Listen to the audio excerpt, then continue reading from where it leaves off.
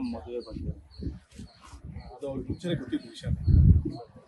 ಅದು ನಮ್ಮ ಮನಸ್ಸಲ್ಲಿ ತೊಡಗಾಡಿದ್ದು. ಅವರು ಯಾವುದೇ ಕಾರಣಕ್ಕೂ ನೀವು ಡೇಟ್ ಚೇಂಜ್ ಮಾಡಬಾರ್ದು, ಏನಿದೆ ನಾನು ಬರ್ತೀನಿ ಆರಾಮಾಗಿ ಅವ್ರು ಅದೇ ನಾವು ಹೇಳಿದ್ವ ಸರ್, ನಮಗೆ ಅವ್ರೇನು ತಪ್ಪು ಮಾಡಿಲ್ಲ ಅನ್ನೋದೇ ನಾವು ನಂಬಿಕೆನಲ್ಲೇ ಇದ್ದೀವಿ. ಸೊ ಹಾಗೆ ಆಗಲಿ ಅಂತ ಪ್ರೇ ಮಾಡ್ತೀವಿ.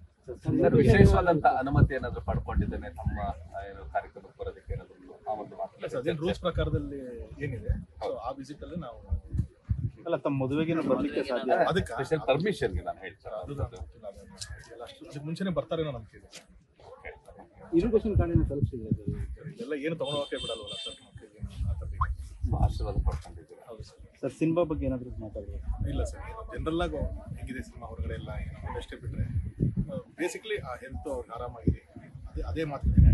ಇಂಡಸ್ಟ್ರಿ ಬಗ್ಗೆ ಏನಾದರೂ ಅದು ಕ್ಯಾಶುವಲ್ ಆಗಿ ಕೇಳ್ತಾರೆ ಸರ್, ಹೆಂಗಿದೆ ಏನು ಅವ್ರಿಗೂ ಯಾವಾಗಲೂ ಅದ್ರ ಮೇಲೆ ಪ್ರೀತಿ ಇದ್ದೇ ಇದೆಯಲ್ಲ.